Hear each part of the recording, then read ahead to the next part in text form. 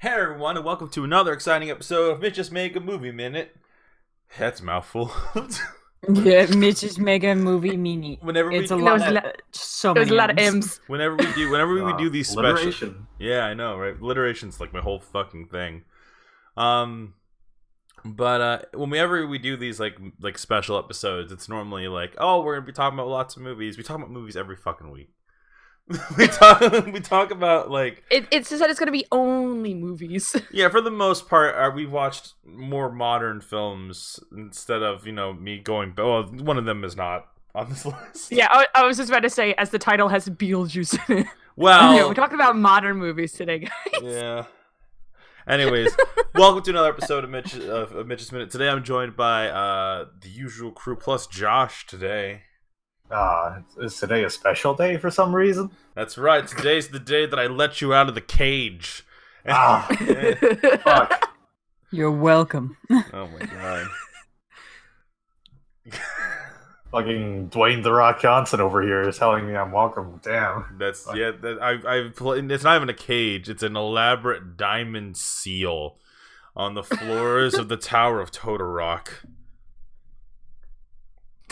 and we just have to let you out every once in a while to talk about I'll movies. die without vitamin D, right? Oh my god. All right. Anyways, My bones are so brittle. We have to summon Josh whenever we talk about movies. This is so works. that's right.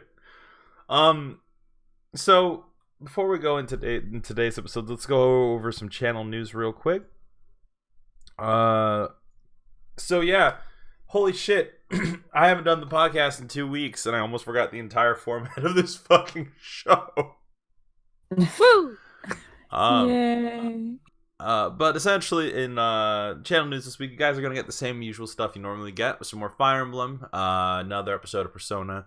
And me and Nate are continuing our work to get the sub channel kind of set up, so that you guys can have a channel just devoted to the highlights and stuff like that. And we think that might work a little better, so we're gonna give that a shot. And if it doesn't work, then back onto this one we go, just like the Mitch's Minute channel. Just like we're just Yeah. we just got to get the resources and figure all that stuff out, and like we'll get it set up. In other news, Ron and I have been having some difficulties trying to record new episodes of well, it's just scheduling conflicts. And then one time it was actually Discord being a bitch, which is fun fact, guys, never make your Let's Play channel based off of Discord. Because as much as Don't do it. yeah, don't do that. Don't try to record with your friends who are not in the same room with you. Like, holy shit, it has made this process 1,000 times harder than it needs to be. So, I mean, are you sure, man? It's not like, we're dependent on shoddy internet infrastructure for anything. I know, it's not like we're all using different microphones with clear different tones and quality. Yeah, no, definitely not. I've definitely Completely never not. sounded like shit the entire fucking time for about a year. Yeah. Yeah, no. And on. Oh, God. No, Friday was funny, because I don't know what the hell happened with your mic on Friday. But it sounded like you were trapped inside a 1930s radio. And there was nothing we could do about it without troubleshooting it on the spot. It was just Time like, to cue up the Twilight Zone music. Oh my god, dude. It was... anyways, so channel news, you guys are gonna get the same stuff you normally get. Pretty much that's gonna be the case for a while. Right now, I am a little tired, like, with just everything going on, just in like my personal life and stuff like that. So I'm trying to create the balance of like, hey, I want to still do the show, but I also need to not to relax and to just take a step back. And unfortunately for you guys, it's been going on for like 2 months now. So it's one of those situations in which, like, it's not like anything crazy is happening. This isn't gonna be that dramatic video where I put a webcam on and I fucking, I'm like, so hey, hey, game bros and sisters. happens. Let's talk about the drama that's happened. See, if you ever started any live stream like that, I would, because I have the ability to stop it. I would stop it. Dude, it's like, no, what are you doing? I don't understand. It's so disingenuous. I don't know why. Like, I know that it's like hard to start videos like that, and I have no fucking clue, what the stresses they go through and all that stuff. But like, there's a part of me that's like, when it uniformly begins that way, and then the thumbnails for some of those apologies videos just seem so crafted, Yeah. I don't like that kind of shit, I feel like you do. I don't know. That's the whole nother topic. That's not the point of today's video. Today we're talking about fucking movies. So let's go ahead and get started on that. Before we go ahead and get started on that, actually, let me pull it back a little. I'm actually starting to collect DVDs and some Blu-rays and stuff. And it's just a generic photo I found online that's not representative of my collection right now. I think I have collected 20 DVDs now. But my goal is that by the end of this year I'm going to be moving into a house, or ideally, and I want in my office to have like a wall, like one like that fucking thing in the fucking podcast image. And I don't know, I just thought that could be super fun. So hopefully that works out. I'm hoping it works out. It's all about that physical media. Well, what's funny? I can't wait for the entire anime section that I know will more than likely be in there. I'm sorry, I've sent that Amazon list of just being like, hey, this is everything. Add I'm like, hey, if there's something I'm missing, add it to the list. Do you think I'm gonna add to that list? Yeah, guys, I just really want the original Full Metal Alchemist box set. How much is it? $200. It is so hard to find Full Metal Alchemist 03 anywhere. Holy shit. Holy fucking shit. That's when Amanda found out that I hadn't watched Full Metal Alchemist either. Oh my god. You gotta watch that. Turning into real lost media. Oh my god. Alright. I'm gonna collect all this stuff. I already ordered a DVD player that I can attach to the computer because this doesn't have a drive in it, and I'm going to we're gonna be able to share and stream stuff between each other, and I think that'll be nice. But I also just like having a physical library of stuff, So I started collecting Funko Pops last year, and last year I collected 22 of these fuckers. more than that, actually. I have 23, 24, something like that. And I realized that's enough. I don't need any more of them. that's enough. If I get any more, then it truly is a problem. Well, I'm okay. I think it just depends on the space. I like to have when I make collections, I like to make it aesthetically filling, So if I have the wall set up and I want to do something for a border, I could put Funko Pops on the sides or something like that. That could be interesting, right? But I'd want to make sure that if I'm doing that I want to make everything aesthetically work.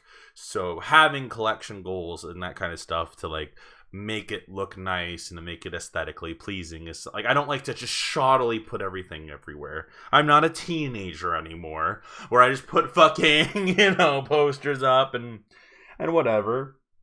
Hell, even when I lived with my parents, I had a collage of game covers. And I remember one time a friend came over and they're like, you cut apart those game covers? I'm like, yeah, I did, to make it look cool. Yeah. I almost had a heart attack. Anyways, the point is I'm collecting. My friend is just like, oh my god, why? Your poor friend. Such sacrilege. Yeah. All right. Anyways. For art. Yeah. So I like to collect shit. Everyone sacrifices a lot for art. That's just how it works. Yeah. I like to collect shit. That's kind of my thing.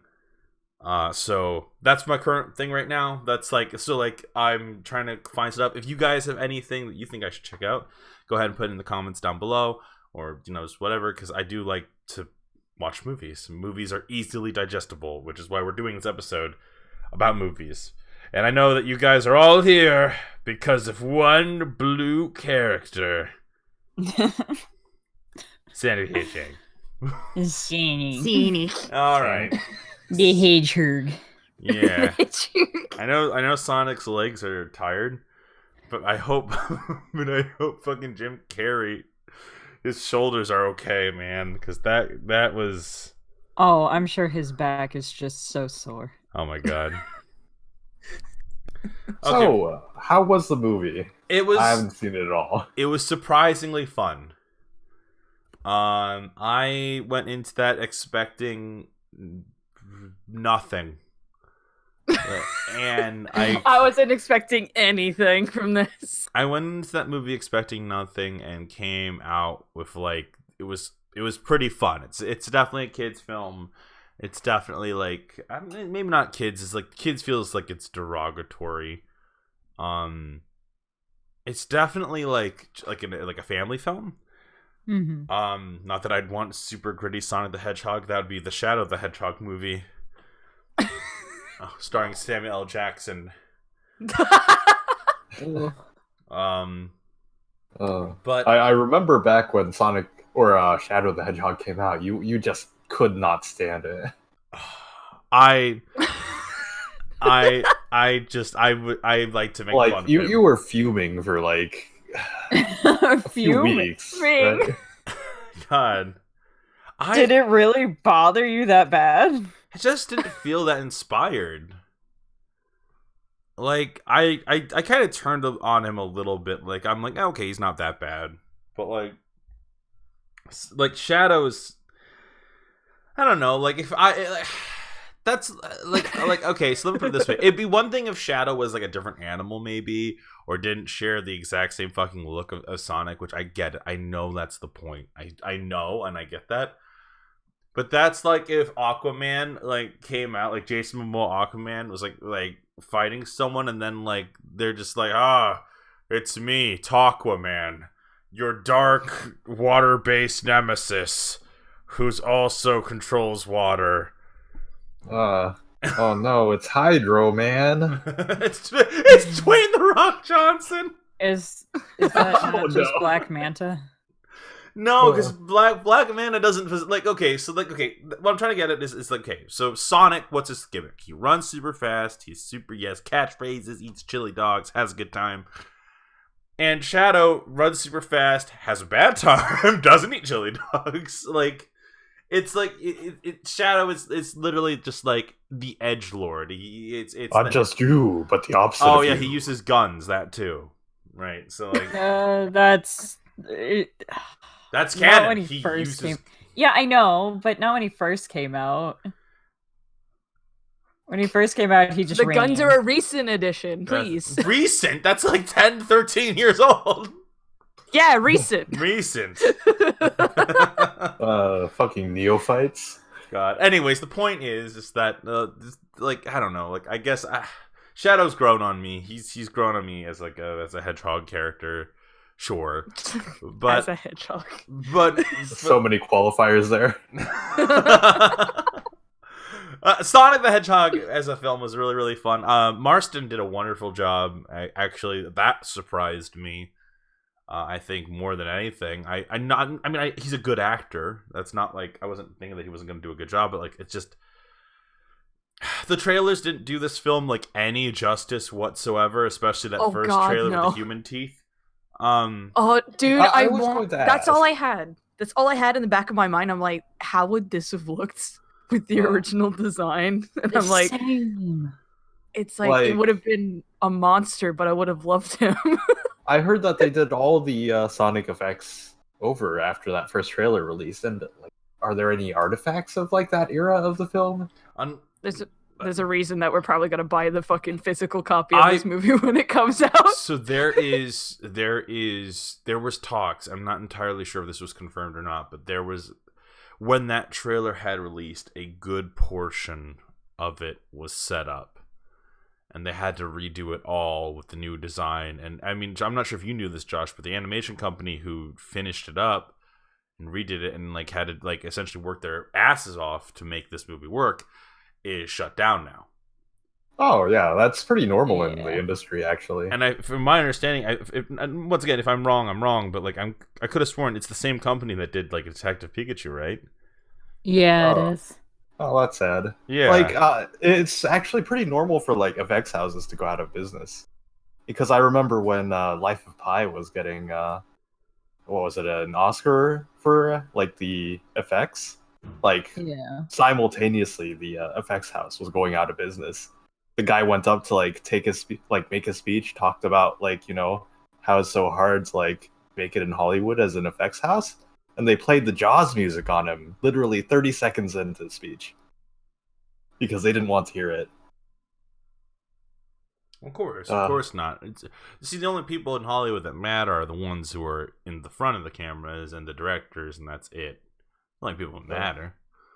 Yeah, it's like, I mean, come on. Well, this movie wouldn't exist without the director or the actor. You don't need anybody else. Yeah, but apparently they also had to entirely reanimate some scenes because Sonic, as well as becoming more palpable to look at, he also shrunk.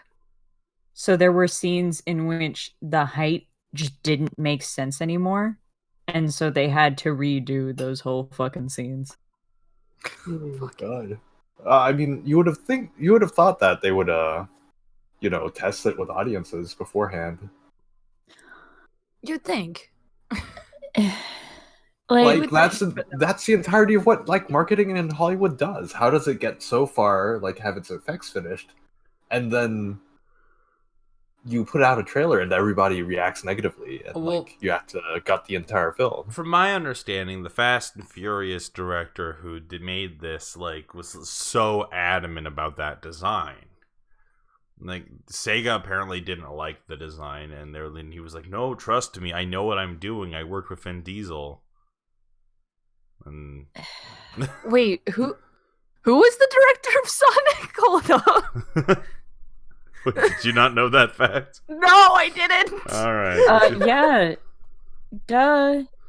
Both have to go fast. He loves going fast. Yes. Nate. Yeah. Any money. That was the fucking thing. It's just like fucking. You good at like fast shit, right? Let's just throw this to you. I guess that makes sense, right? So fast, so furious. So Sonic. All right. So one, I was wrong. Oh, were you? Yeah.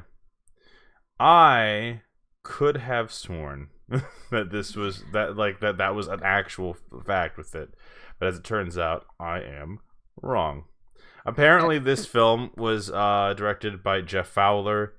This was his directorial debut. Before this, he did 2 movies: Go for Broke, which was a short, A Gentleman's Duel, another short film, and then it looks like he didn't do anything for 8 years, or not 8 years. I'm sorry. And Sega years. just let him in charge of their baby. Yeah, well, he was also an actor for Gilmore Girls for an episode. I mean, I guess it makes enough sense, right? Because that's sort of what they do for Marvel films, right? They choose like relatively unknown directors without like a strong personal style, and then they go, well, these people will be pretty easy to control, right? Oh, I'm so sorry. Are you wrong again? No. I'm getting the position wrong. It's not the director of the Fast and Furious movies. It's the producer of the Fast and the Furious movies. I see. Yeah. So either way, this man still likes to go fast. Yeah, the producer did this. Yeah. Okay.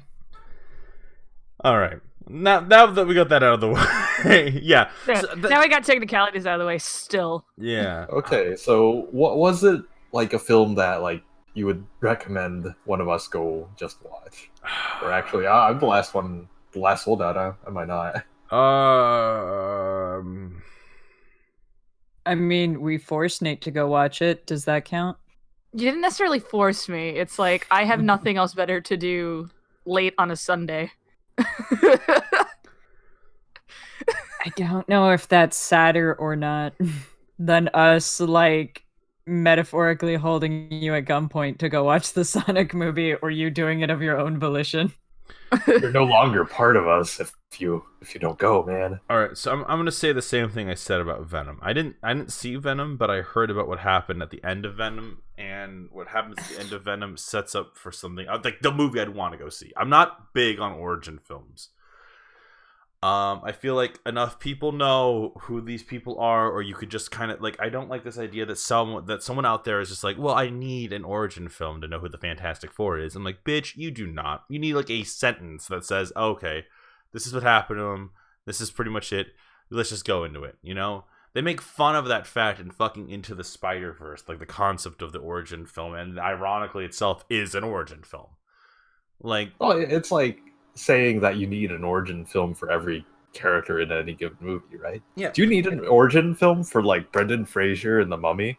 You no, don't. he has his own. He just is introduced. Yeah, like I don't like a character. I don't want to be that person who sits there in the theater and just like, I mean, I don't know what's going on. I'd like to see his origin story. I'd like a 2-hour story about how we started. Bitch, no, we don't need it. You don't need that shit. Sometimes it's like you didn't need an origin story for Black Panther when he first came on screen. We just sort of got it. Oh, exactly. He's a dude in a suit who kicks ass.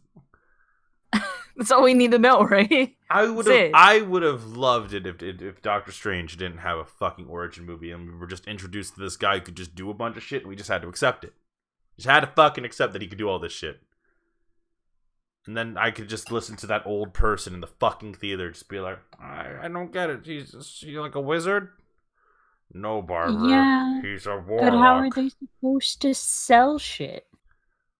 How are they supposed to sell those comics if without their origin movie? Oh, don't get me. Because like anyone buys comics now. And if anything, I think the entire premise that. of an origin movie is sort of flawed anyways, because that just sort of shoehorns all the character development into that one film, and then they almost never change after that. I would say this, Josh, if you miss watching a really solid Jim Carrey performance, go see Sonic the Hedgehog. If you want to see something that's just fun and light, go see Sonic the Hedgehog. I'm way more excited about the concept of its sequel. Because that's right. What I want to see. Same thing with Venom. I don't need to watch an origin story about Venom. I've heard that story since I was a child. I don't need to watch it. I just need to see the next step of the process. We always get these origin films. We always feel like, and there's nothing wrong if you like an origin film. But I as someone who has consumed this shit for a good portion of his fucking life, I'm tired of origin films. I do not want to see another fucking origin film for any like this idea that Marvel's like, oh, we're gonna do the Eternals, and it's like, and we're gonna do this. You know, we don't need that. You gave us 10 years of introductions. Like, I don't understand why we still have to have this. You can introduce giant cosmic ideas and just have them play out normally. You know, you don't need to have to it's. I mean, Thanos never had an origin film. Oh my god. I wouldn't want it. I wouldn't want it. I'm happy with how his story turned out. No, okay, that's not true. I'm happy with how his story turned out in Infinity War. Like, the less said about Endgame, the better, in that opinion. Ugh, fuck. Anyways. That's right, we're just all gonna gang up on the beet farmer. kill that one. And then just circle around, boys. Oh yeah, because that's there was someone, I will never forget this. There was someone in my fucking theater who, like, when his head fucking gets, when he gets decapitated, someone's like, yeah, and I'm like, you're the problem. You are the issue. You are the type of person that goes to McDonald's and orders the same fucking shitty sandwich because it's comforting when you could have something so much more. Don't you crave something more, something fulfilling in a way that you never could have expected? Mitch, they keep on adding new things to the menu. It's so confusing. Oh, I just want to sit down here with my Big Mac, you know? I was just about to Because say, if you it's wanted number something one. exciting, you would go to McDonald's. Bitch, man. I'm not even talking about fucking going to, like, you know, I'm not talking about changing the burger. I like a good burger. You know, like, burgers are fucking awesome. Fucking, you could go to Five Guys or Red fucking Robin and get a burger, and that shit's fucking great. Like, you know, like, but like, that's what I'm trying to get at. Don't you why settle for C+ from a studio that makes millions upon millions of dollars from this shit? Oh, I'm sorry, billions upon billions I was of just about dollars. to say, it's like you're saying the wrong number there. And I sit here and I think about that. I'm just like, you craved it. When people walked out on Joker, right? I was sitting there and I'm like, I'm happy. Wait, you had people walking out on there in was your yes. theater? So did I. Yeah. Yeah. Nate and I both had the same experience of people like physically Wait, walking where out. did they walk? What? They were walking out because they thought it was going to be a superhero film. No, like, well, for me anyway, like I had the case of people were laughing at the beginning of the film, and there was someone else in the crowd that wasn't happy about it and told them to shut up or leave. So those two left, and then more people left as the movie went on because they're expecting a joke film, I guess. No, they're not a serious one. They're expecting the Joker versus Batman. They wanted their action film slop, and like, it's not that movie. Obviously, wasn't for everyone, but like, now I'm watching a lot of you assholes fucking you know, shat on a movie you didn't go see, and to fucking, you know, now all of a sudden Joaquin Phoenix is winning Best Actor in these award ceremonies and shit, and all of a sudden everyone's coming out of the woodworks to be like, oh, I was on the team the whole time. Fuck you. Fucking look, I didn't see Venom, but I don't pretend that I saw Venom. You know, I didn't like. I acknowledge that it probably would have been a fine film for me to watch. I just haven't gone around to it. Neither have I. I couldn't get into it because of some of the story changes they did, but I want to see Woody Harrelson as Carnage. That's what I want to see, yo. Like, that sounds cool. Like, that's like that. And same thing with Sonic. I know we're totally sidetracked, but that's the thing with Sonic. The stinger at the end and what happens at the end is what makes me excited for a sequel. I didn't need this. I didn't need like 98% of this movie, but that last 2% I got, solid. And that's not, once again, it's not dismissing the rest of the movie. The rest of the movie is fine. It's wonderful in some aspects, and it's a little slow in others. Ironically, a little slow for a Sonic film. Ironically, I mean, yeah. Isn't that how the games are too, though? It's the games are supposed to be about going fast, but at the same time, it's like, are they fast? Truly? Are they truly? Are they truly going fast? Don't you always just run into something eventually and lose all your momentum? I don't know what you're talking about. Sonic Heroes. No, I fucking Froggy. Froggy. Oh. Anyways, like I said, it was an origin movie. I didn't personally need that aspect of it, but I think the film itself is fine. I think that works out perfectly. I just am very tired of seeing origin films, and more importantly, I'm kind of tired of just, you know, like, the one thing I will give this one is they did something different. I really like Eggman in this one. I like Robotnik. He's fun. Jim Carrey brings it. It's wonderful. So what kind of frequency is Jim Carrey, like, you know, vibrating at in this movie? Is he like Ace Truman Ventura. Show? Or Ace Ventura. Yeah. Okay. Yeah. Ace Ventura mask. I see. Yeah. There's one sequence in particular that really just sells you on it, and it's just it the dance? Yeah, it's him just like doing his own thing, because throughout the entire film he's kind of just a dick to people, but it's because he's working on like his IQ is ridiculous, you know, so like he's just like, everything to him is just like, ugh, you all are stupid. But the minute that he like gets that moment where he's just by himself and he has his chance to kind of just let loose, that's the moment where you realize, oh, this guy's fucking crazy, but he's really fun. And his fate at the end of the film kind of paints it into an interesting idea, and that's what I'm looking forward to. I'm looking forward to seeing what happens beyond that. This feels like a prequel to the movie I actually want.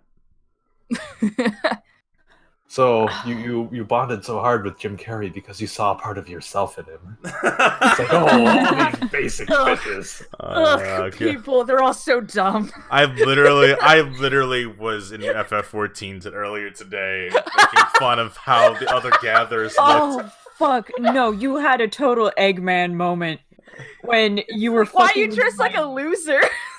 No, his exact words were, "Why are you all dressed like nerds?" Whatever. And then he hopped onto his fucking motorcycle and flew away. He flew away, doing a wheelie into the sky. Fucking nerds, goodbye. Fuck you guys. Is that not exactly what you fucking did? That is exactly what I didn't type it out to them. I just said it out loud. It Mitch was is just our weird. favorite cartoon villain. It was just weird that they didn't have, like, I've been gone for 6 months. You know, like, I haven't played that game in 6 months. I got my land or my Mind Fiends fucking shit, and I'm like, yeah, that's great. And to see, like, I just didn't see any, like, at first I thought, oh, it's glamour, but it's not. They were just wearing weird equipment for what it was. And I'm like, okay, like, for what we were trying to gather. I don't know. I'm a dick, is what it boils down to. But I've talked my head off about Sonic. Nate, Amanda, would you recommend this film for someone?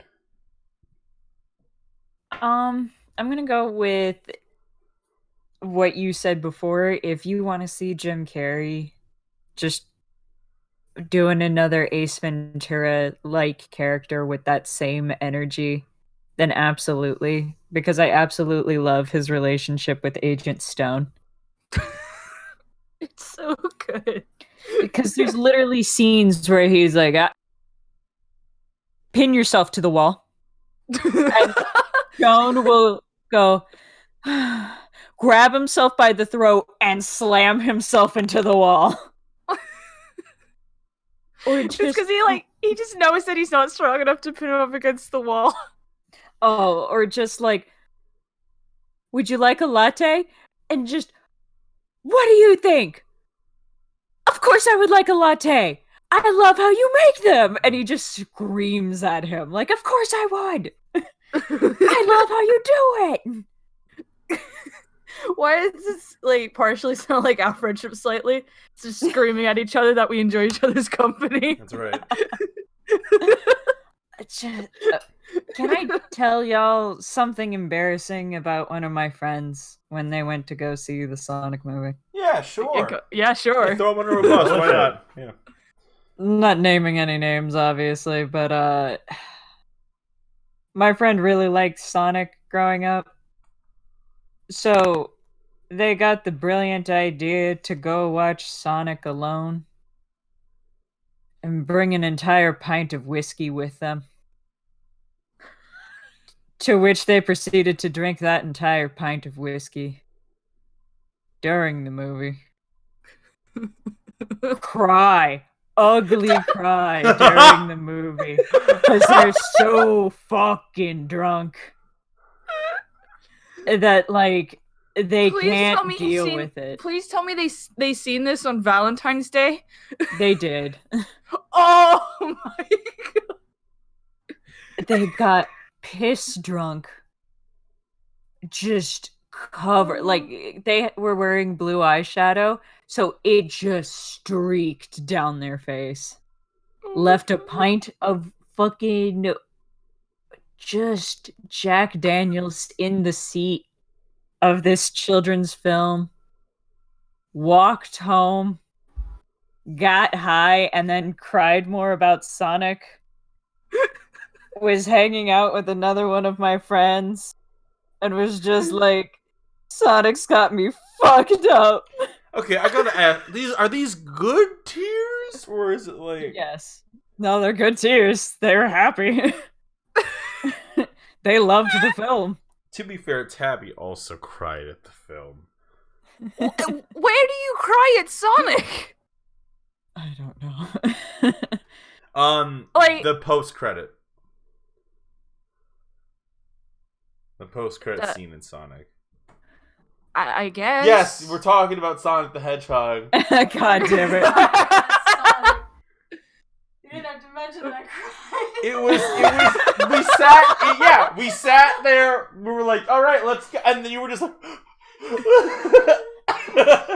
Hey, don't get me wrong. I was hyped for the we all saw him, and we were like, yeah, that's awesome. But then you were all looking at me like, she's actually crying.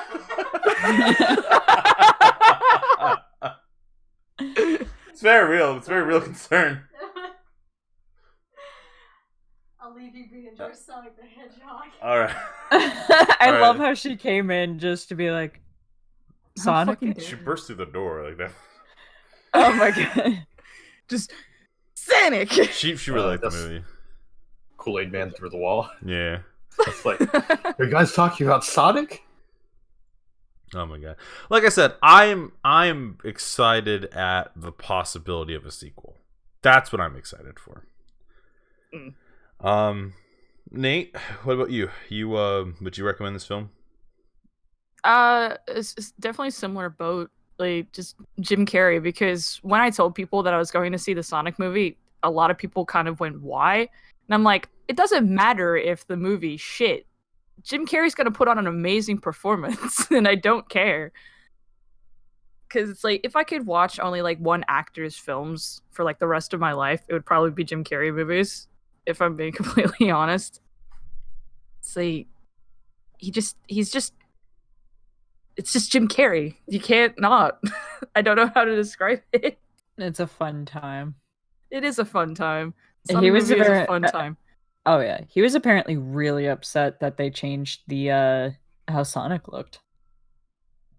It was something to do with the fact that like he didn't think it was right for fans to have that much sway on an artist's like creation, which is like fair in its like own right, but oh yeah. Like again, I still would have seen the Sonic movie whether they kept the original design or not. So, you know. With his real ass thick legs. Don't ever phrase it like that again, please. What about that camera shot? What about that poster that's camera shot was just his dick and balls? Anyways, right. I think we've talked about the Sonic movie enough, yeah. yeah. So, Josh, I would say this. Like I said, if you want to go see it, go see it. If you like, it's fun. It's a fun film, but that sting is what I'm excited for. All right. Speaking of a sting that I'm excited for, that's not even a transition. We're talking about Birds of Prey. There's not a single bee thing in there. I know. I said it and I Birds, realized bees, something. So I know Ganglo loved this movie. She's seen it like 3 times now. I think so, yeah. Yeah. Oh, jeez. But to be fair, I mean, Ganglo just really likes Harley Quinn because we like literally before the show, me and her were watching episodes of the Harley Quinn cartoon. That show is fucking phenomenal and has every episode gets me like a good fucking belly laugh out of me. It's just always something that like, that they do that just really throws you and it's just wonderful.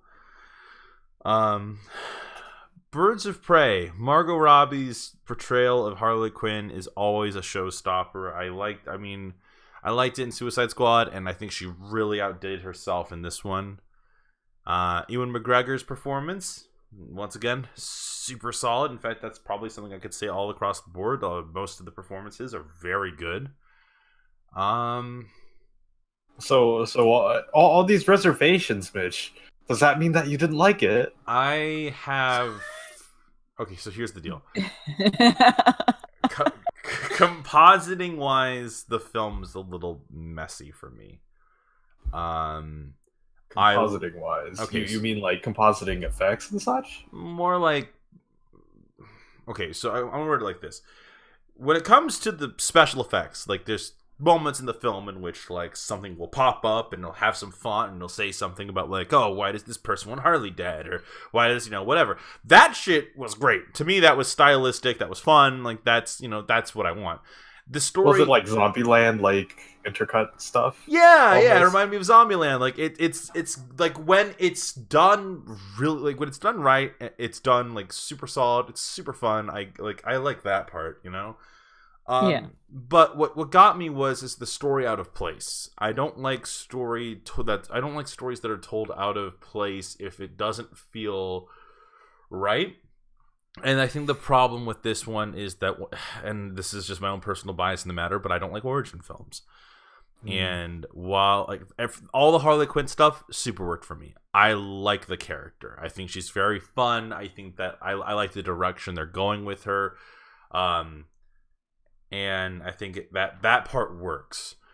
The origin for the Birds of Prey is what doesn't work for me in this film. Some of it does, some of it doesn't. The overall film is I'm glad I saw it. It's pretty much a one and done for me. I really hope this doesn't kill Margot Robbie's run as Harley Quinn. I mean, do you think it's like saying that you're going to recast Wonder Woman, right? I'm sure she's far too iconic in that role to like be gotten rid of, because she's probably the only thing that's been consistently good about any movie she's like been in as Harley Quinn, right? Yeah, I mean that's the thing, like Suicide Squad, like you could argue, like like she did a good job in that. She did a good job in this one too, like and that like I like her performance way more in this one than I did in Suicide Squad, and that's saying something, I like the fact that she had like she took that like mantle and made it her own.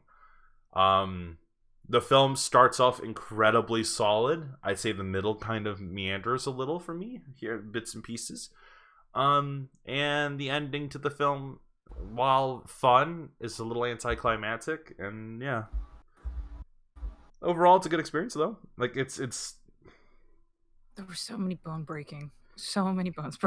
Yeah, I mean, but that's what you come to expect for Harley Quinn and her weapon of a hammer.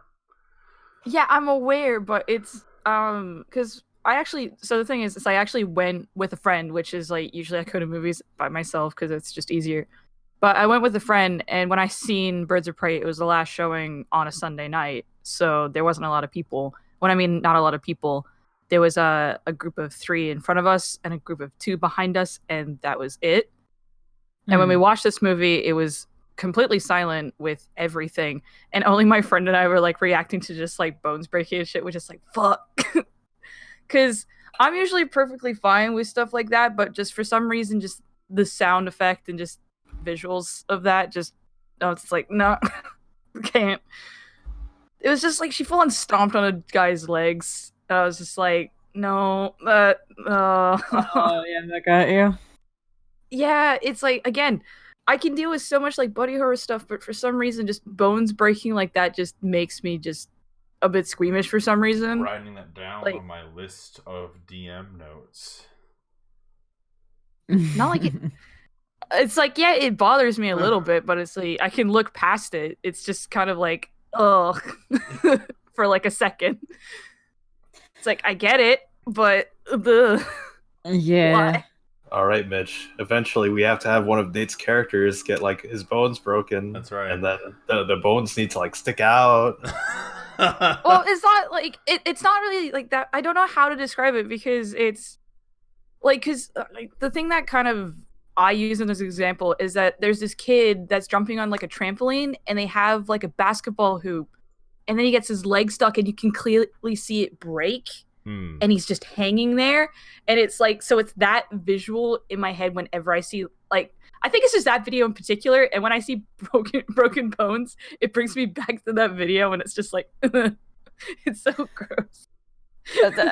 Well, no, it totally makes sense. It totally does, because psychologically the most traumatic thing a human can ever like experience is the watching of the human body being contorted in ways it was never meant to be. And it's apparently ridiculously traumatic. So it totally makes sense why you're just like, nope. Yeah, it's like I can deal with like seeing it visually, but it just happened so much in this movie that I'm just like, okay, like I understand this is like the deal, but it was so much. Oh yeah. Like, because granted, I should have known at the very beginning when the dude got his both of his legs broken. Like, no one reacted. Only my friend didn't hear anything else. Because usually when stuff like that happens on a screen, you hear something, and there wasn't a lot of people, so you would have heard the other people in the room. Anybody, those other everyone else was so annoyed with my friend and I. Oh, fuck them. That's okay. Because it's just the bones breaking was like just my only real issue. The action scenes were great. It's just the bones breaking threw me off like nearly every time. It was just like, care. So I am very curious. Did you know anything about the Birds of Prey before watching it? Nope. I only knew Harley Quinn, and that was it. Yeah, I came to this movie for Harley Quinn. That Birds of Prey were like just a thing. Yeah. So the Carnage. Yeah, basically. Harley Quinn isn't traditionally part of the Birds of Prey. So the mixing together, while it does happen, isn't the usual team up for the Birds of Prey. It's usually like Harley Quinn and the Birds of Prey is usually how it's shown off. Yeah, I half wish they kind of made this more of like just a Harley Quinn movie. And it's like the Birds of Prey are also there. Like they should have switched the title around, kind of thing. Thor and the Guardians of the Galaxy. Like that could be fun. Like just something, like I don't know. Like we knew who this person was. The Birds also. Like we're talking a lot about Harley. Does anyone remember anything about the Birds of Prey? Yeah, I do. Yeah. I remember that they switched up the age of Cassandra Cain, which was really fucking weird. You know more about that than I do. Yeah, so Cassandra is usually like a young adult to like an adult, but for some reason they made her like what, 10? 10 to like preteens? Yeah, it's like 10 to probably 12. Yeah. Around that age. But they like dropped her age significantly for some reason, and then she really didn't have any of her like abilities. She was just some kid, which was really fucking weird. Is she supposed to have abilities? Yeah, she is. She's a crime fighter. Like as an adult, it's what she does. But I guess their excuse of why she doesn't is because she's a child. They kind of hinted at it Well, granted, like for this being basically an origin story is the thing. You think they would like have more hints towards something like that, you know? They hinted at it once. Do you remember when she's talking to Harley and fucking she slips off the cuffs? That's a hint at it. Really? That's supposed to be the hint? Yeah, I fucking wish it was a better hint, but yeah. Yeah. Like, fair enough, but it's like, I don't know, if you're gonna put through the effort of basically making this an origin story, just make sure you get everyone out of the way. Because I don't want to have another version of this, like another Birds of Prey movie, and they have to basically do another origin story, like base story of like, oh yeah, she's able to do all this shit, by the way.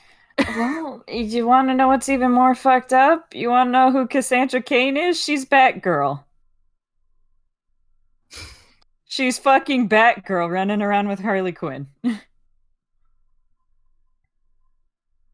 fucking that and Victor Zsasz. What the fuck was up with that? Oh god, I don't like what they did with Victor. I don't like what they did with Victor and Black Mask. Not the whole them possibly being gay together. I really don't give a shit.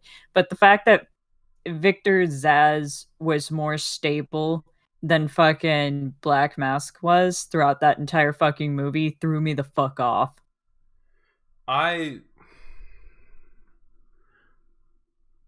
Is it weird to me that we're just like, okay, you know what's been bothering me about these movies, with every single one of these superhero films? We keep killing the villains every single time, which almost feels like antithetical to fucking comic books. You know? Like, I know what you mean, but that's supposed to happen to Black Mask. Oh, he gets blown up like that? Yeah, so I was wondering why his mask was a separate part of him and not just, his face, because in canon the mask is just his face. Yeah. It's not actually a mask. It fuses together with his face after an explosion, which is what I'm taking they did there. He was ripped to shreds by that grenade. I mean, we watched his whole ass body. He was split in half by that. Didn't he get split in half? He got blown up into pieces.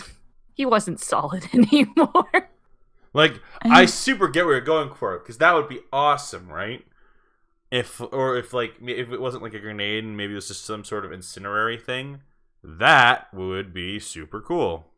Yeah, I mean, that is like what's supposed to happen, and that's why he's got it as his fucking face, is because it was a hit job on him. People were trying to kill him, and it fused together with his face, and so now he's real fucking touchy about his fucking face. And that's just who he is. Why couldn't the origin story be about him? That sounds way... No, because that's metal, and that's metal as fuck, Nate. We can't have that. That's too cool. We're not allowed. No, metal's like a subgenre of rock, and people don't listen to rock anymore.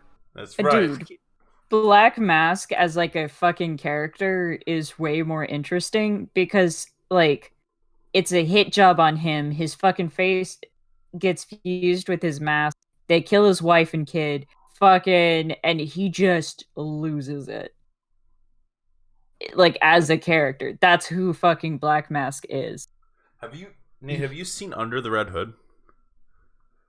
No. Alright, we're gonna have to watch that. The fuck? Well, Black Mask is in there. And also, Jason Todd is fucking amazing. And you will watch him. Yeah. I love him. It's in my list of films to grab, because that is one of my favorite animated films. There you go. Yeah. Anyways. For Josh to go see Birds of Prey, if you want to. Now, Nate, I remember you mentioned a problem with the film. I can't remember what it was though. You had like a very specific issue with it.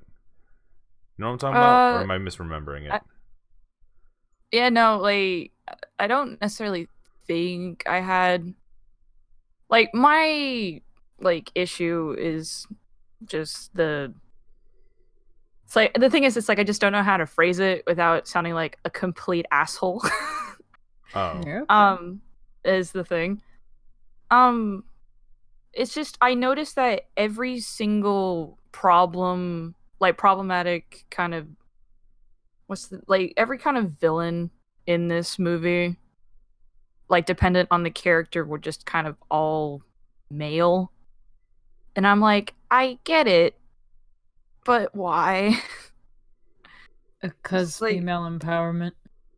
Because marketing? I don't know. Yeah, it's just like, I don't know. It was just like a thing that just, it's like I understand like those situations happen, but it's like every single character that we're being introduced to has just like this confrontation with with a guy is just like especially for how the movie starts off. Like, don't get me wrong, yeah, the movie starts off solid, but it literally starts off with Harley going, yeah, I broke up with the Joker, and that's how it starts, and it's like, okay. But what I noticed was very interesting is how the Joker was willing to let her continue to use his name for protection, which I thought was odd. I think you know what I think it is? I think it's a different Harley. I think we're looking at multiverse bullshit because the Joker in that cartoon at the beginning didn't have damage on his forehead. You right. They just didn't want to animate damage on his forehead. It looks like the because Gangwood and I have been watching the cartoon. I'm like, oh, it looks like the cartoon Joker with the shaved sides. Like that's the Joker. And then I thought about it, I'm like, no, Mitchell, that's dumb. Why would they do the cartoon one? And I'm sitting, they have the cartoon going on right now. I think that's big. Which I think that's a big problem with me right now is that I'm comparing it to the cartoon. The cartoon's also fun and exciting. Joker never shown up once either. Well, to be fair, Leto is. They've let Leto go. They had to let Leto go. Damn it! They had to let Leto go. They had to Leto him. There you go. They had to Leto him go. There's a fucking joke in there somewhere. Yeah. They had the. God damn it. Anyways, they had to Leto him go. Jared Leto. There you go. Well, Jared Leto was such a problem and such a toxic vampiric soul that he is now in the film Mobius. So that'll be fun. No. I this is gonna sound stupid. The Huntress, right? She's played by Mary Elizabeth Winstead. Yeah. In my mind, every time I see her face, my shitty nerd mind only sees Ramona Flowers. Yep. And all, but I thought about that. I'm like, man, it must be kind of weird that like she's like working alongside Ewan McGregor. Because that was like a whole thing, like a couple years back, wasn't it? Like that they were dating and shit. I think so. Yeah. Yeah.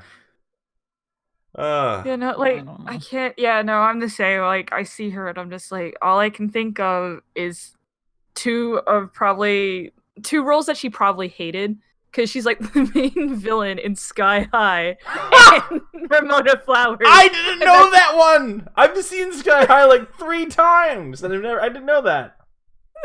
Oh, gotta add that and then, like, the only 2 things I see.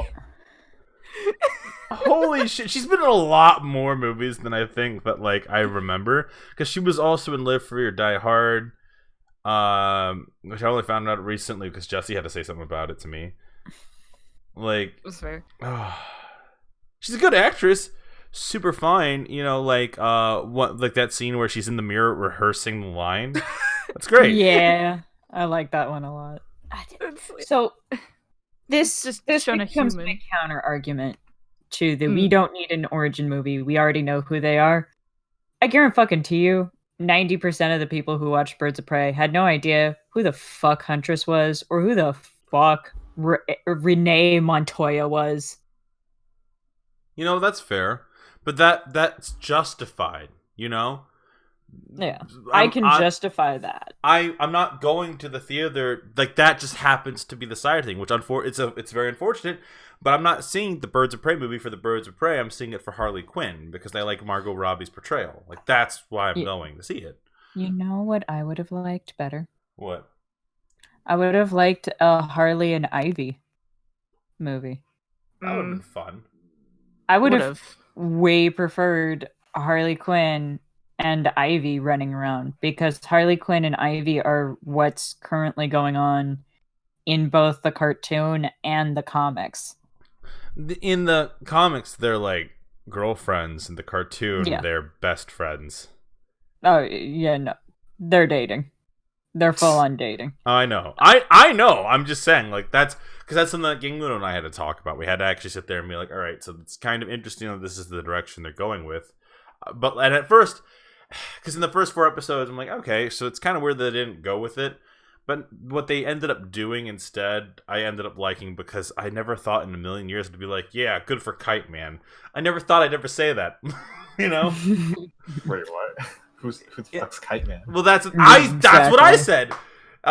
They did something in the cartoon in which Ivy kind of forms a reluctant, like, starts kind of it's at first reluctantly dating Kite Man, and they portray Kite Man as such a douche, and it's like it's funny, and that's the gimmick, is that like he's not like a well-known villain, but the cartoon does it so well.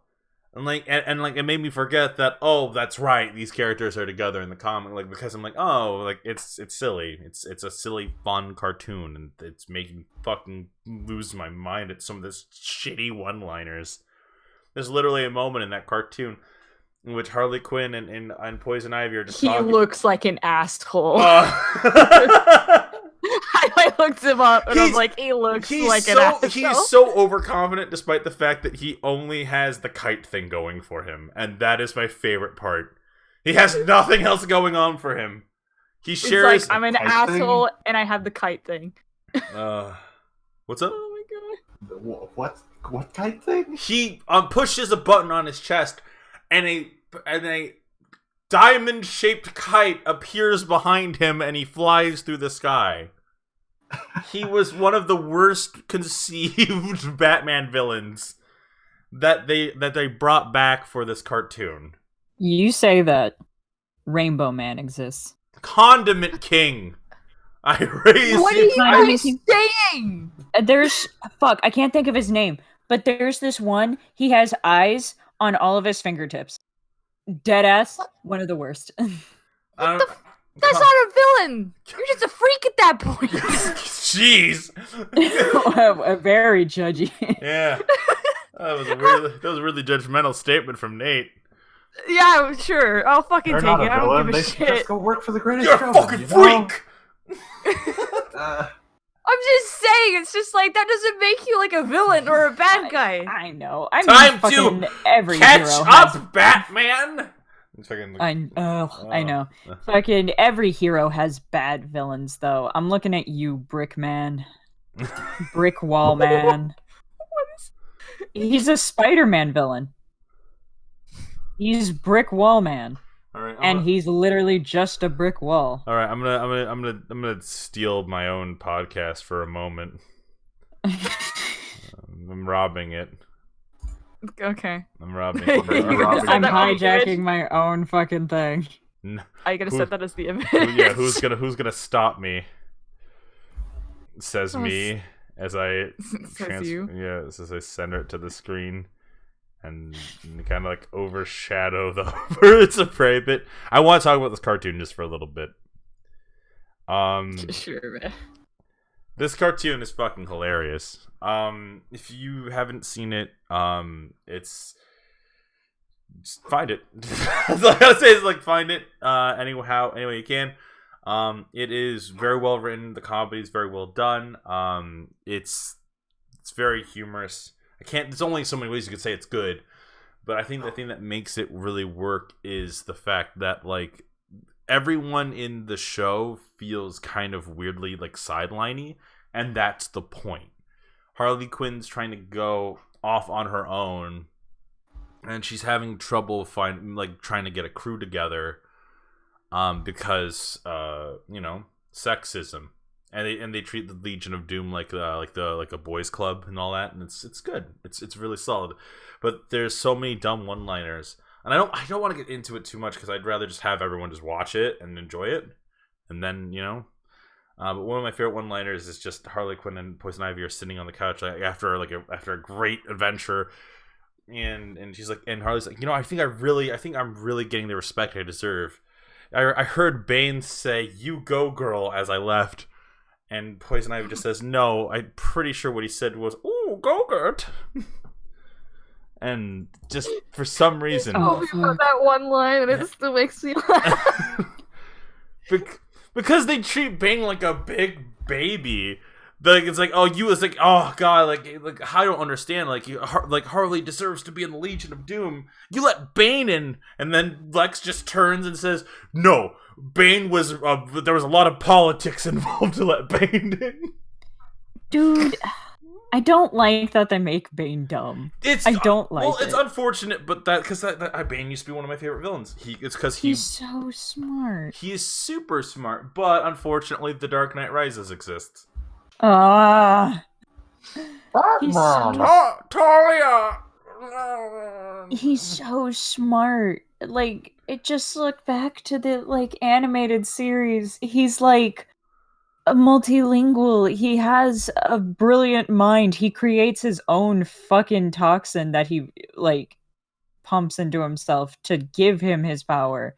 He fucking has this code about him, and he's so fucking smart. He's also one of the only villains to ever actually defeat Batman.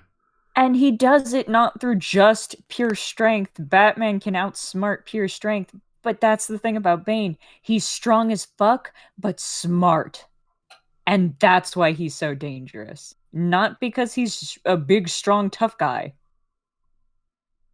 It's because he's fucking brilliant. And I hate that they make him so dumb. I would blame The Dark Knight Rises. That's Also, I forgot that the Penny Plunderer exists.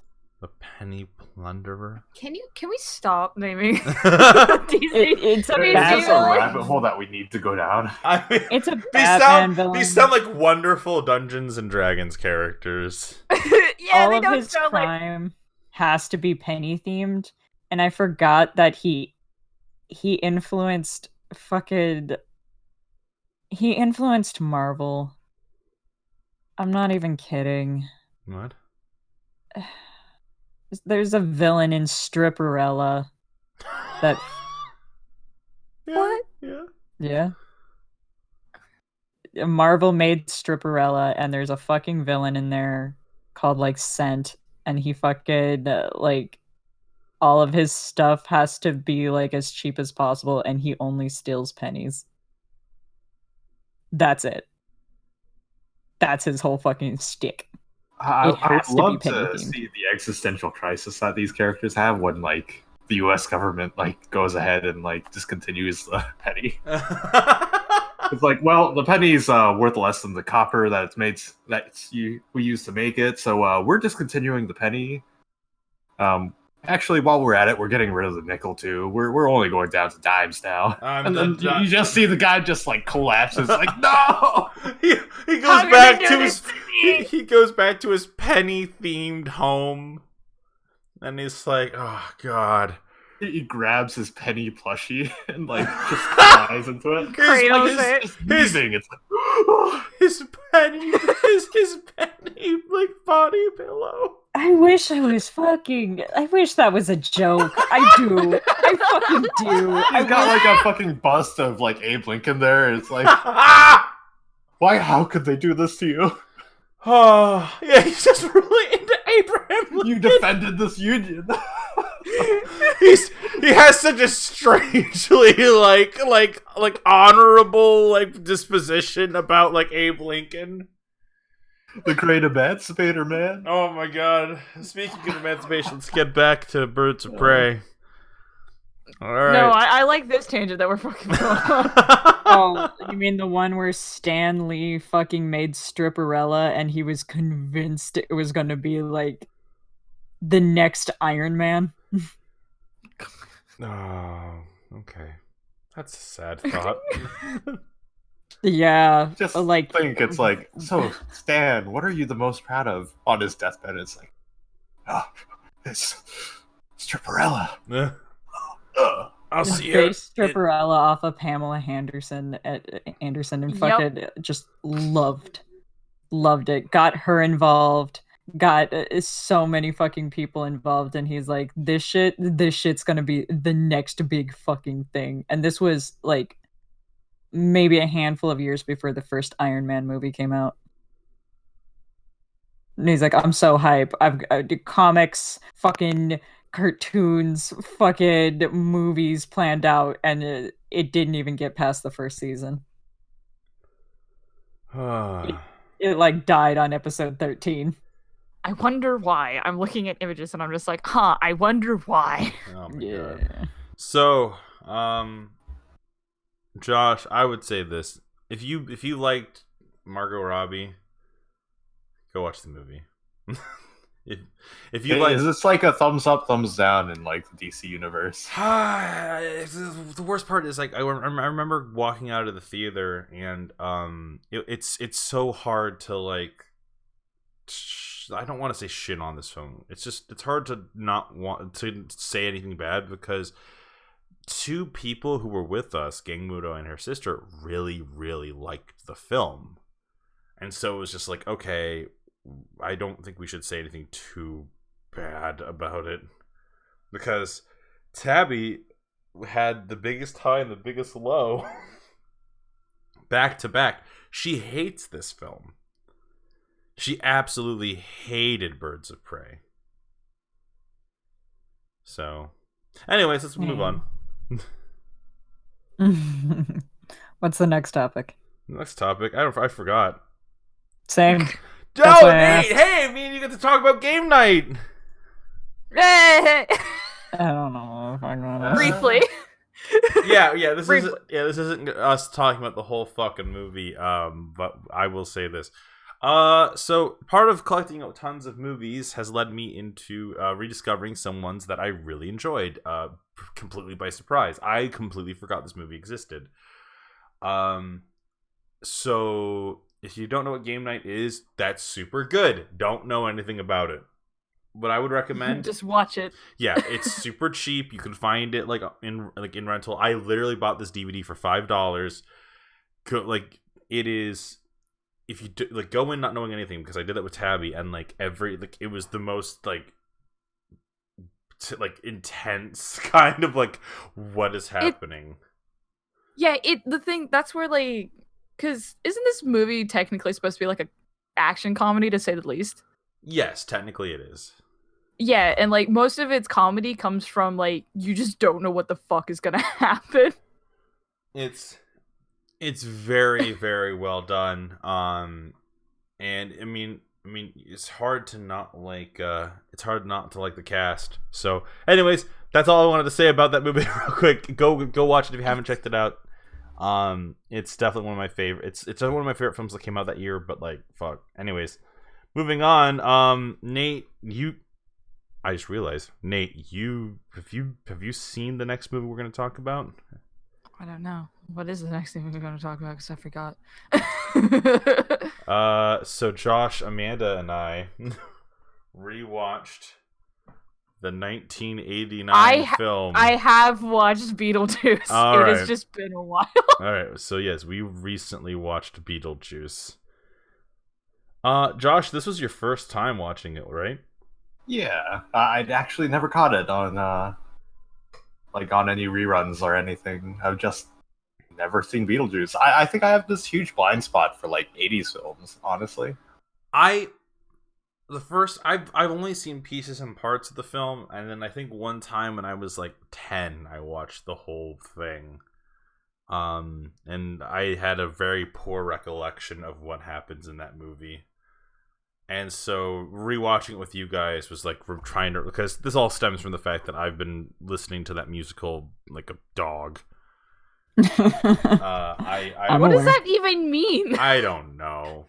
Like a dog, god damn it. Like a dog. Anyways, I've been listening to the musical a lot. I'm I haven't seen the movie in forever. I want to catch it, and holy shit, it holds up. It's still super fun. Oh yeah. I can't believe this. I didn't know that this was Keaton's role. I didn't know that Keaton wasn't Batman first. I thought that he became Beetlejuice later. Oh yeah. Do you want to talk about who Adam is? Oh my god. Do you want to tell the class who Adam was? I wasn't report. Okay, so that's the thing. Alec Baldwin, huh? Yeah, Alec Baldwin is Adam. There's so many stars that I didn't realize either got I would say got their start, but I'd say we're in this film together. Winona Ryder, I didn't know that she was Lydia. I didn't know, dude. I didn't know. It'd been years since I've seen this film. To be fair, this was my childhood. I fucking love Winona.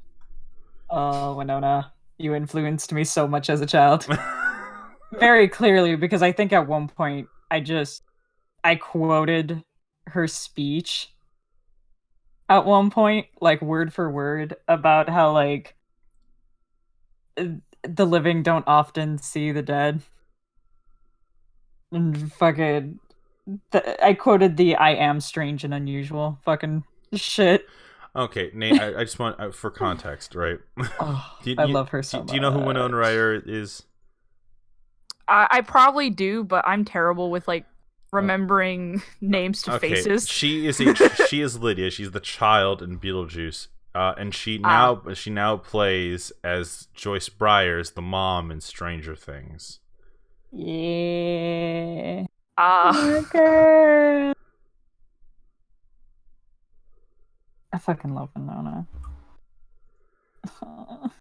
This if you have not seen Beetlejuice, I also want to point out that he does not wear his iconic outfit until like the very, very end of the film.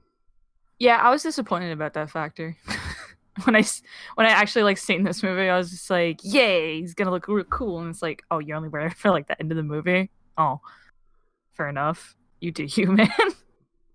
Yeah, I mean, I love her to death.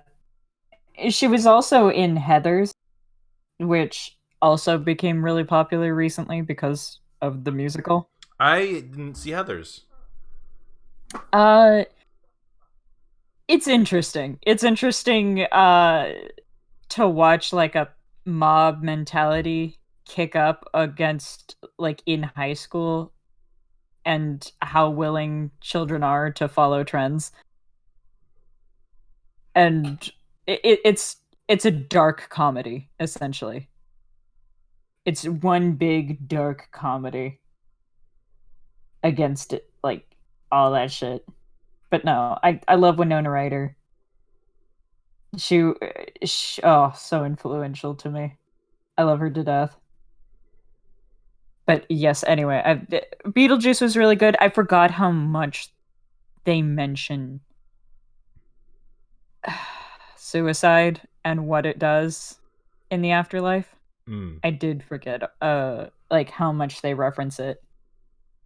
Because the idea is that in the Beetlejuice universe, if you commit suicide, you become a social worker and work in an office for the rest of eternity. And there's a receptionist who's a beauty pageant winner. And I didn't understand it as a child, because why would I? But she's like, if I knew then what I know now, I wouldn't have had my little accident, now would I? And she holds up her wrists, and I didn't know what she meant. It's a dark film. I mean, and it's a real dark film.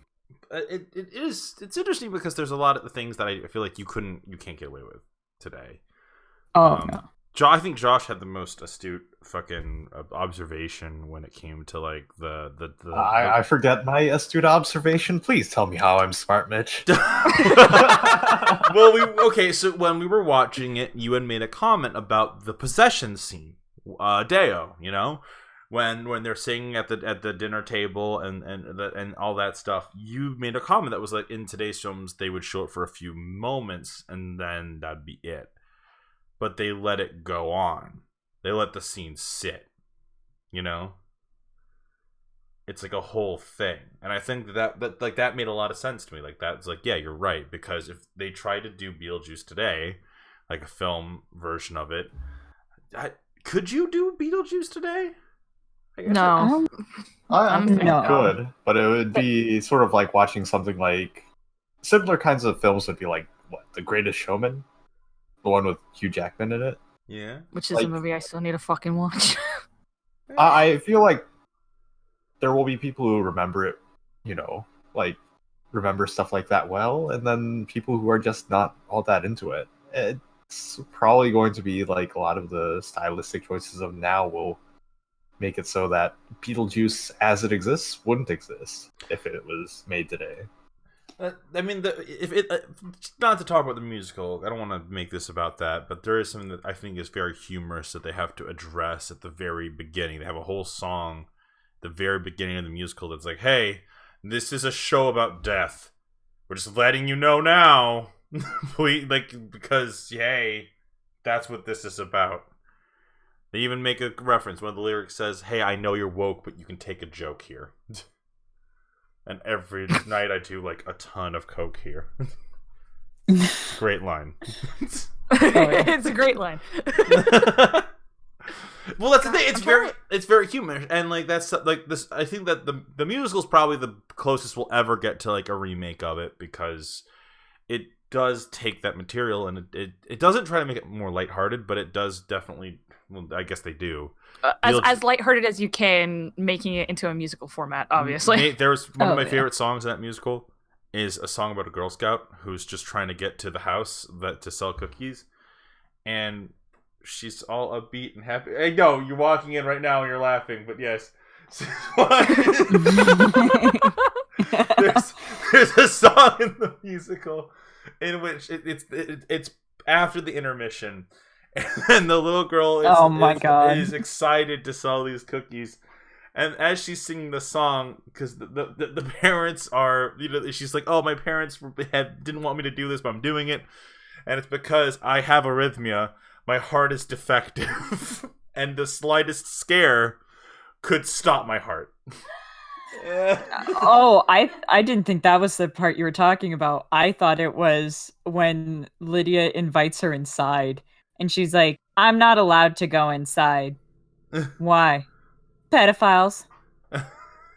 Just straight up goes, pedophiles. This song is so funny. I was at work the first time I heard it, and I literally dropped my fucking things I was working on because I was like, this is too much. I didn't know. I had no idea that that's how hard it went. It's just like, I could literally die by doing this. Because what happens is there's a musical sting. It's just like, it's such an upbeat song, and then it's like I could die or the shock of the fear, and then it just and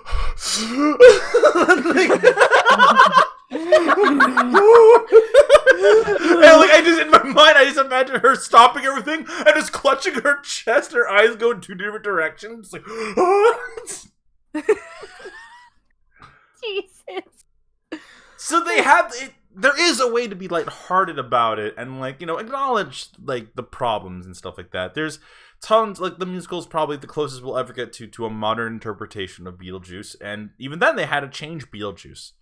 They made him into a much more likable, like quote unquote likable character. They made him more sympathetic, and they definitely changed. He definitely was very skeezy. Yeah. That's the point. Yeah. He's been around like as a ghost for hundreds of years because he's talked about like seeing the Black Death in the movie. So he's been a ghost or was at least alive at that point for at least 100 years. That's when the last Black Plague was. So 100 to 200 years. He's been around for a long ass time. He does not give a fuck about humanity anymore. Fuck what people want. It's about what he wants. And that's what I prefer in a Beetlejuice. Well, after watching it again for like the first time in what feels like 10 plus years, it's definitely a film that holds up. It's definitely like Michael Keaton. I can't see another person doing this performance. Michael Keaton just does such a wonderful job. It almost feels like that's the thing. It's lightning in a bottle, right? Like you can interpret that. It's like the original Ghostbusters, right? Yeah, like you can do other interpretations of it, sure, but like you can't recreate what like is there. I think the casting choices, I think everything about the film, the time period it's set in, it's clearly written for that, And so like when the musical had to do a lot of the stuff, a lot of it was reinterpreted and had to be changed and stuff like that to fit for a more modern audience. And it's fine, it's perfectly fine, but like the movie is clearly like it's great. It holds up. Once again, another solid recommendation. Josh, I want to hear what you have to say about anything, what you kind of thought about the film. I think definitely one of the things is like it really struck me like how much like the culture of the time just like seeped into it. it's like the rich yuppies and like, you know, yeah, it had like soft social messaging in it. It's like, it makes me wonder. It's like how much of social messaging in films is like just because of the era that they like, you know, existed, the atmosphere, right? But that said, it's something where I feel like even though it would be nice to see more films like Beetlejuice, it's something where I'm glad that it existed in the time that it did. I think more than anything, Beetlejuice is like an artifact of its time, and we should value it as such. Where it's like, you know, I could get behind like a competent remake, sure, but it's something where I don't really need one. Like the original article still exists. It's sort of like how, like I feel like if you remade it, there would be so many like fingers in the pie where probably it wouldn't taste so good, right? Oh yeah. It's sort of the same with like all the Disney remakes, where it's like, do we really need them? Not necessarily. Yeah. No, I agree. I think it would change too much, even if you did get Tim Burton back, even if you did get like a good chunk of the original fucking people who worked on it back. I think nowadays it would change so significantly that I love Beetlejuice. I have a feeling that if it was remade today, I would hate it. Just because of like the climate. Like I think certain things are just, you know, better left as what they are, right? Yeah. Rather than like constantly going back to the same well. It's like, do we really need another Ghostbusters film? Like, I mean, sure, if you have an original vision for it, go ahead. But at the same time, it's like the motivating factor for a lot of these like remakes after like 20 years is because they want money, not because they want to make something interesting. Like, what's the pressing, like the reason why the musical, for example, should probably exist is because, well, there are adaptations, there are changes you need to make it like work in that genre of like, you know, theater. It's not just a one-to-one adaptation. Yeah. I mean, I think other than that, it's like, you know, Beetlejuice's opening was pretty good. I liked it all the way through, and then I thought it got a little bit messy towards the end, but it still stuck the landing. Not to kind of keep going on this, but I do want to say one real quick thing. So apparently there was going to be a sequel. Yeah. Oh, really? The sequel is called Beetlejuice Goes Hawaiian. Yeah. And I think what was it? The reason why was because they were like, this would like, they're like, we picked the two things that would never work together, because that feels like that would be a movie I'd want to make. Like, I can appreciate that, though. I appreciate that. I super do. I'm like, that's good shit. Okay.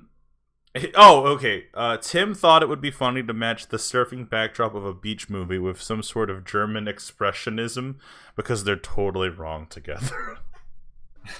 And that... Well, that's the thing. It's like, we couldn't get something like that, right? After so much time has passed, they would want something that's much more similar to the original. So, apparently what happened was because this is probably the most interesting part about the sequel, right?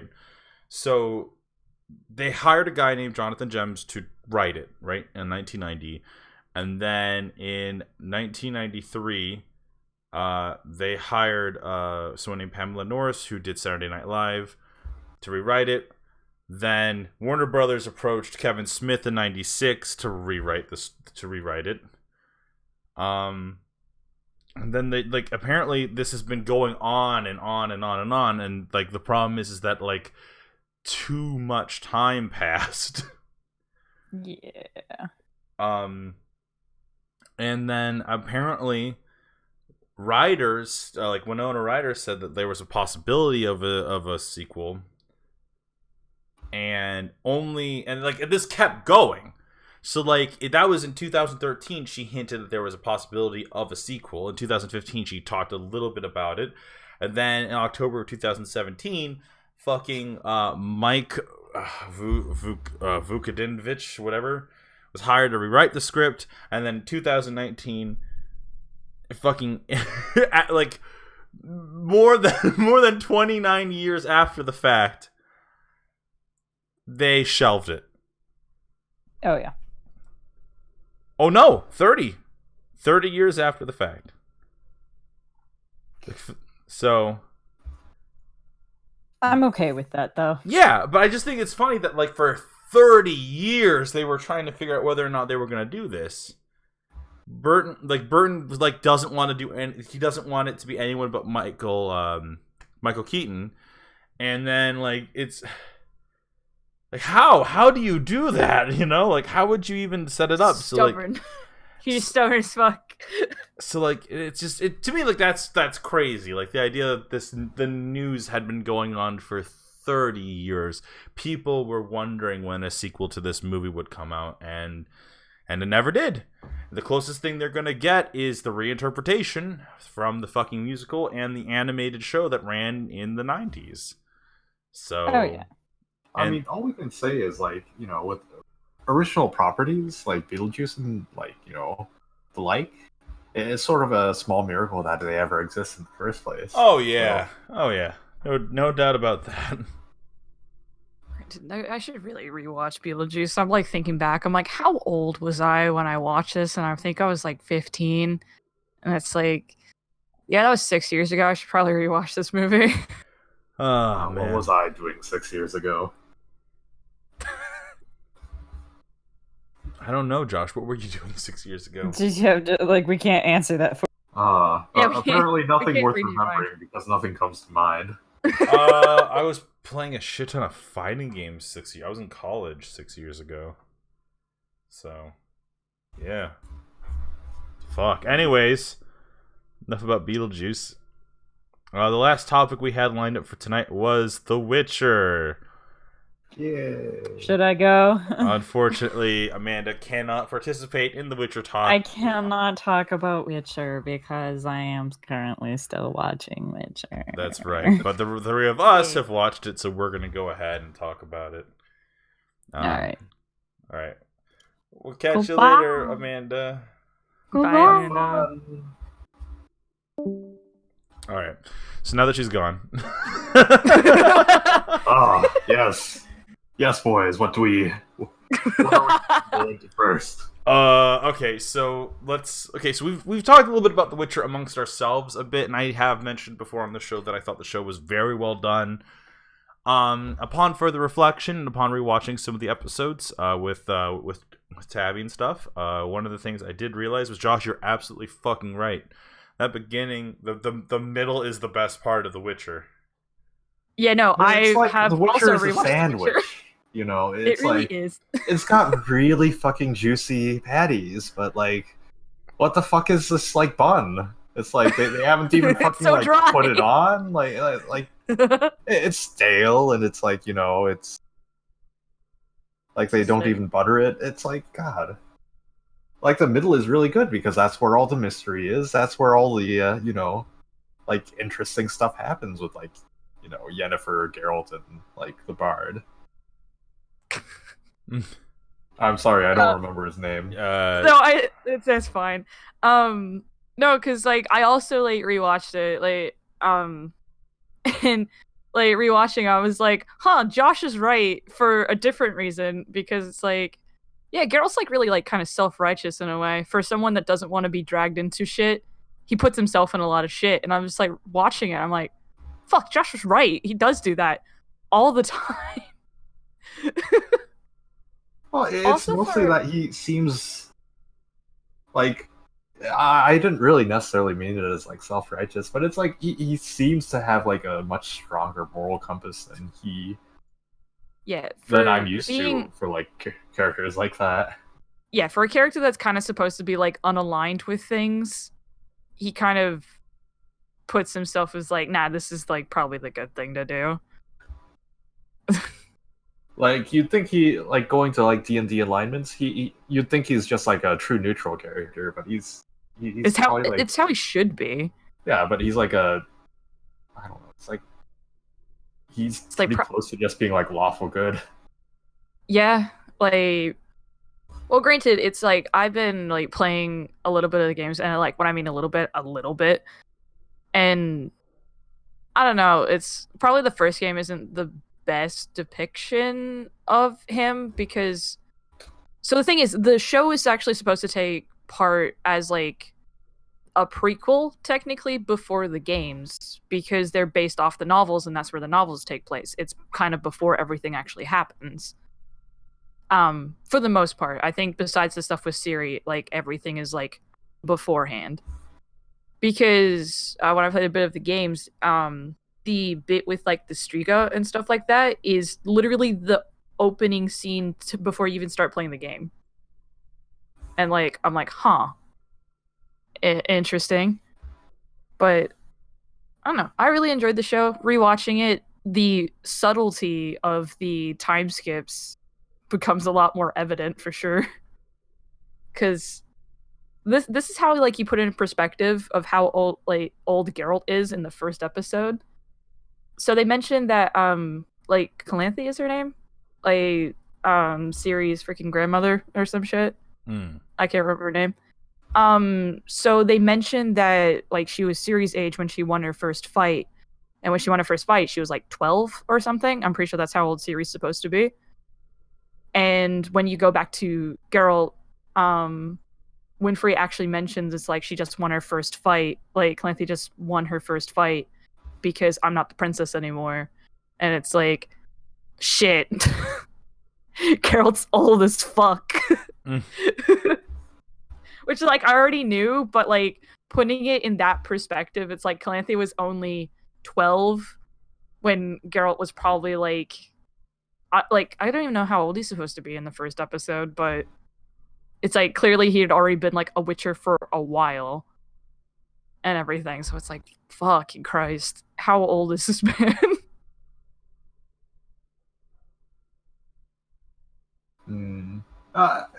I think it's just it's been good to see that, you know, like the era hasn't been like pulled out of the room by like him having been like super or anything. Like or Cavill. Like it's good to see that the role doesn't just completely ruin everybody that touches it, I guess. I'm talking about Superman, not Geralt, by the way. I don't know. Superman seems like sort of a curse to me. It's like it's kind of funny. Essentially, that's what Henry Cavill is just playing. He's playing fantasy Superman. You know, he's really good in Mission Impossible. Is he? I enjoyed him. Goes back into a fight and like reloads his fist, like pushes him on. It's like, oh yeah, bro, I'm ready. I don't know. I feel like he should be in more, honestly. Well, I mean, like, this series is successful. I mean, I know for season 2 they're grabbing some Game of Thrones actors,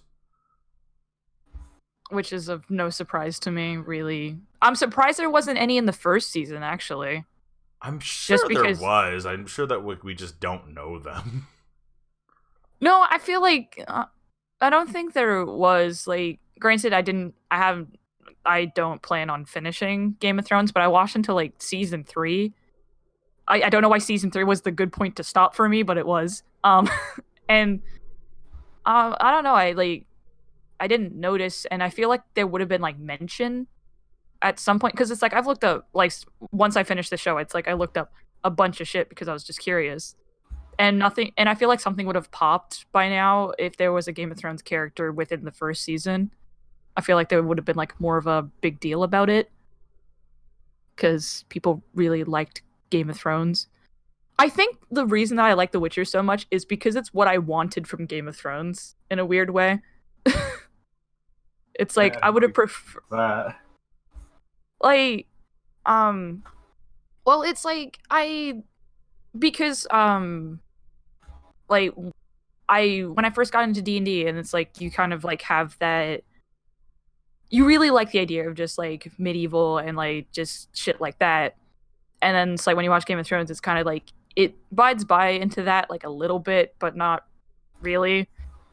This is kind of just more so of like something that I enjoyed watching than Game of Thrones comparatively. Like they shouldn't be compared at all, but like just for that dark, like actually kind of dark, like medieval fantasy situation, The Witcher is more fitting than Game of Thrones ever was for me. It's just I enjoyed the show a lot. It's like I don't usually enjoy a lot of shows, especially on Netflix. If I'm being completely honest. So I guess to touch on that, it seems like, The Witcher is definitely the closest I've seen to like just a straight up like D&D show, right? yeah, It's a show that's got all the prototypical makings of like a D&D campaign. Yeah, well, granted, I'm using The Witcher, like the TV show, as inspiration for the one that I'm running. So, There you go. Yeah. I don't know, it's, and playing like a bit of the game, I kind of wish they shown a little bit more of Geralt dealing with monsters, if I'm being honest. Because he dealt more with like expensive.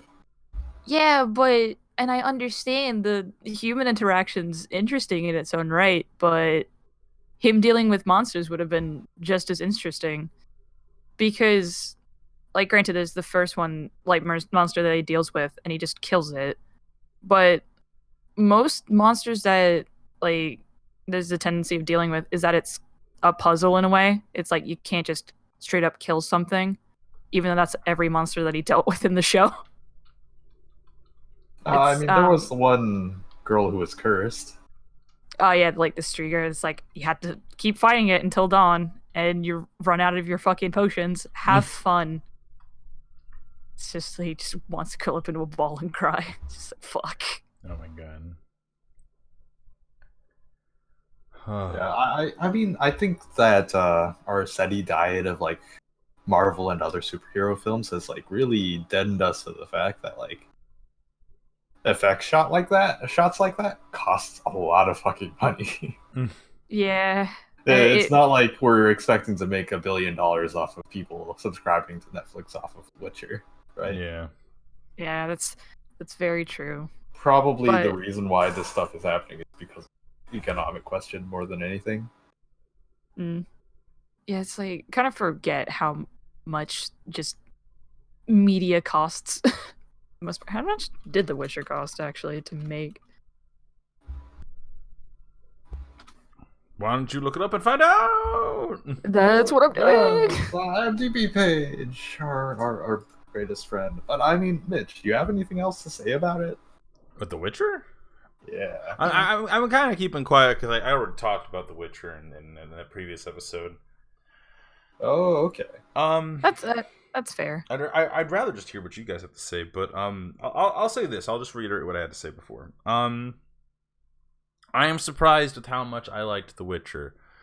Amanda and I tried to watch the first episode, and we had a hard time getting through it. And it was probably, admittedly, because I had just come off the hot irons of The Mandalorian, or in that case, the hot Beskar of The Mandalorian. And I thought that joke was funny, and it's not. It's really not. But I really did enjoy The Witcher for everything. Don't worry, Mitch. Even though we didn't laugh at it, it was funny. Oh, okay. Just us. That's right. That's the thing. Going from the sci-fi world of The Mandalorian to The Witcher was definitely something I wasn't expecting. But getting more into it and kind of forcing myself to watch a couple more episodes, or even just because that was the thing. Episode 2, I think I just put it on in the background while I was working on stuff, and then like 20 minutes into the episode, I'm like, okay, something interesting, because that's when they introduced Yennefer. Yennefer is the heart of the show to me. She shows just how cruel and wicked that shitty world can be, and yeah, I think that's when the show actually got pretty interesting for me as well. Yeah, because up until that point, it's just a cool man doing cool things, which that's fine. but you need the hearts of the show, in which I think the two hearts of the show are Jaskier and Yennefer. And I know that a lot of people would argue that Yennefer, like maybe Yennefer isn't the heart, quote unquote, of the show, but I think that she shows exactly how cruel that world can be. Her entire character is just like one raw nerve, right? Yeah. And it's just like, I don't know. Like, I feel like yeah, Jaskier and Yennefer are probably like the hearts of the show in the sense of Jaskier tries to find the good in just how kind of shit the world is, and Yennefer's just like, yeah, the world's shit. I'm gonna try and make the world my bitch because fuck everything. Also, there is no explicit saying of how much it costs, but there's rumors that it cost 80 million was the budget that they had. So who the fuck knows? It doesn't say explicitly where. Yeah, 80 to like 90 mil to make this. Which, sad to say that's actually not bad. That's kind of cheap for a fucking TV show. Is the sad part. Yeah, I'm actually pretty happy that they were able to make do on that budget, actually. They accomplished a lot on that money. Yeah, they did. Super did. But yeah, it's pretty good. It's a pretty solid show.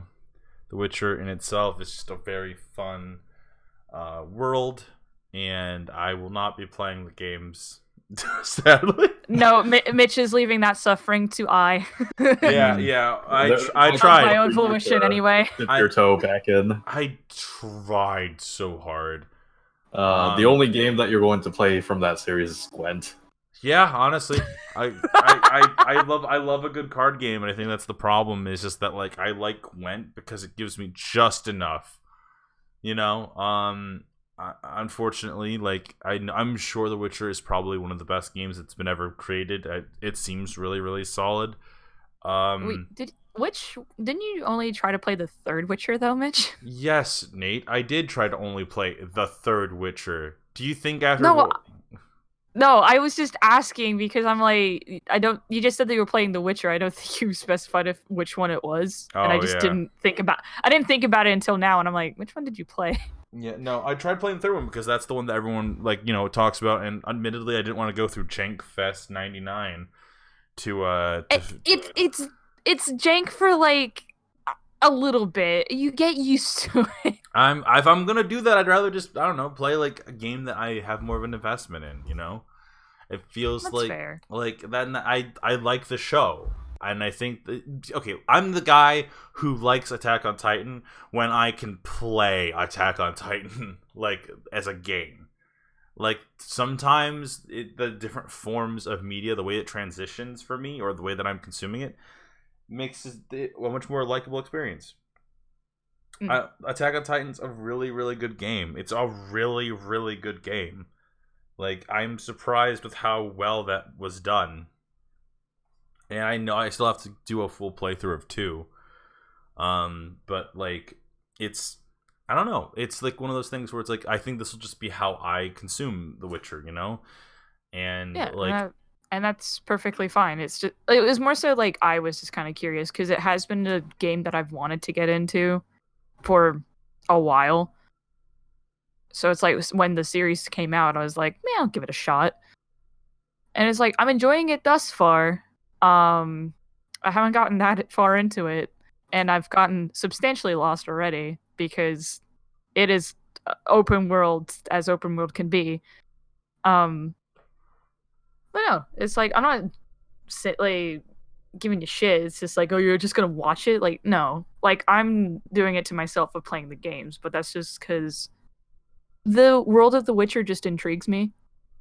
It seems fascinating, and again, it's like, there's not necessarily like a lot of dark fantasy stuff that I've enjoyed, I guess, or it hasn't just like, it feels like something's missing.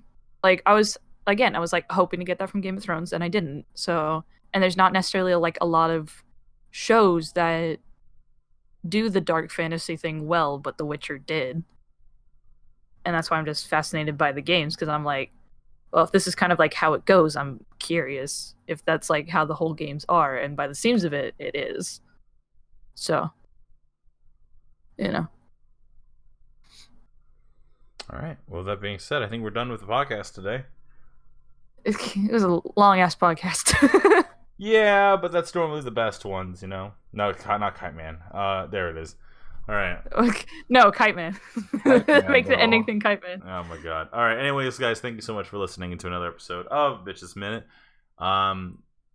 We will be back next week for more fun things. We'll do like a normal episode. There is some stuff I want to talk about related to gaming news, and there is an idea I have for an episode of the podcast in which we just talk about like Blizzard and how much of a shit company they are right now. Just do an episode devoted to like talking about what the hell happened with Warcraft 3 and all that shit. Because while we have been away from Blizzard and continuing our boycott of it, some shit's been going down. A lot of shit has been going down. There's been a lot of because Gango asked me today, actually, she was like, you know, do you want to like play Overwatch? I'm like, I'm like, no, I can't. She said, do you ever miss it? And I'm like, every day. But do you actually miss it? I miss Heroes of the fucking Storm. I miss that game. That was the MOBA that I could get into. And like now that that's gone, and like trying to play fucking like League of Legends, it's Oh, how have you liked playing League again? I mean, I'll play my character, and that's it, and that's all I have, and I don't know, I'm not that invested. I don't really care that much. Like, I'm playing Legends of Runeterra, and that in itself is my League of Legends experience. Like, I like that. Like, League is a good game. It's just I miss Heroes of the Storm, you know? Of course. I like the aesthetic flair that Heroes had in comparison to League. So I mean, that being said, though, League of Legends is like that Runeterra game. That's some bomb ass shit. I'm not sure if I've talked about it enough on the podcast. That game is. I hope that game kills Hearthstone. I love Hearthstone. I hope this game kills Hearthstone. I hope this game kills something that I love. I hope Blitzchung comes out of his comes out from his, not retirement, his ban, and is like, you know what I'm gonna do instead? Play Legends of Runeterra. Because that would be the biggest fuck you to Blizzard. Because under Activision's control, it has been nothing but a goddamn shit show. I'm chuckling because I was like, what do we have pinned in this freaking group call? And then I look and I'm like, all right, we wrote down all of the Gundam shit we wanted to watch in a list and we never did because it started with Gundam Wing. Well, I guess we have to go forward.